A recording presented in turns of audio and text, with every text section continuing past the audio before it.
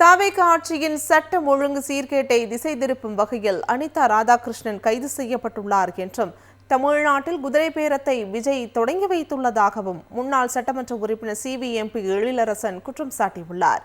சென்னை அண்ணா அறிவாலயத்தில் திமுக தலைவர் மு.க.ஸ்டாலினை முன்னாள் சட்டமன்ற உறுப்பினர் சிவி எழிலரசன் நேரில் சந்தித்தார். சந்திப்பிற்கு பின் செய்தியாளர்களிடம் பேசிய அவர், முன்னாள் அமைச்சர் செந்தில் பாலாஜி மீது எந்த புகாரும் இல்லாத நிலையில் அவரை கைது செய்ய தாவேக அரசு முயற்சிப்பதாகவும், இடைத்தேர்தலில் ஜெயிப்பதற்காக இதுபோன்ற அத்துமீறலில் தாவேக ஈடுபடுவதாகவும் குற்றம் சாட்டினார்.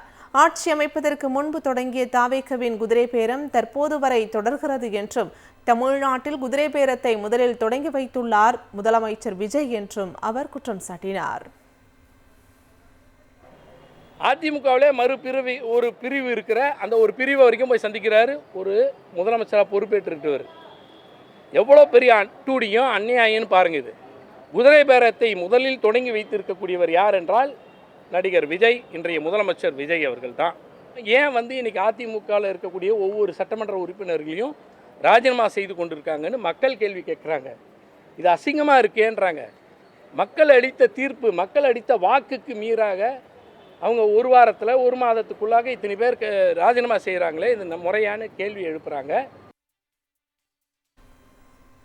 தொடர்ந்து பேசிய சிவி எழிலரசன், சொத்து குவிப்பு வழக்குக்காகவே முன்னாள் முதலமைச்சர் ஜெயலலிதா கைது செய்யப்பட்டார் என்றும், ஊழல் செய்தவர்கள் லாட்டரி டிடக்ஷன் மூலம் தூய்மைப்படுத்தப்படுகின்றனரா என்றும் கேள்வி எழுப்பினார்.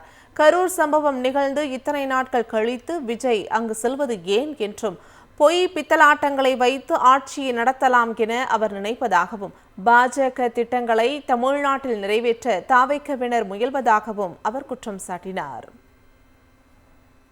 சுப்ரீம் கோர்ட்டில் போயிட்டு சிபிஐ விசாரணை வேணும்னு கேட்டு சிபிஐ விசாரணை நடந்து கொண்டிருக்கக்கூடிய வேளையில் இப்போ கரூருக்கு நான் போவேன்னு சொல்கிறதும், கரூரில் நான் போய் ஏதோ மக்களை பார்க்க போகிறேன், எதுக்கு 41 பேரை கொண்டு போட்டோமேன்னு பிராயசித்தம் தேடுறதுக்காக போகிறாங்களா?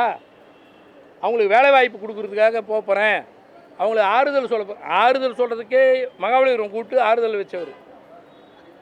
உலகத்திலே செத்தவங்க வீட்டுக்கு போகாமல் செத்தவங்களை வீட்டு குடும்பத்தை கூப்பிட்டு ஆறுதல் சொன்ன பெரிய அறிஞர் அவர் தான். எப்படியும் கரூரில் இடைத்தேர்தல் வரப்போகுது. இடைத்தேர்தலுக்கு பிரச்சாரத்துக்கு போனோம்னா இப்போ தான் வண்டி ஐயா நீன்னு கேட்கக்கூடாதுல்ல. அன்றைக்கி கொண்டுட்டு போனாங்களே, அன்றைக்கி செத்தவங்கள கூட பார்க்காம ஓடினீங்களே, இன்றைக்கி தான் வரீங்களான்னு கேள்வி கேட்ட போகிறாங்கன்றக்காக போகிறதுக்கு முற்படுறாரு.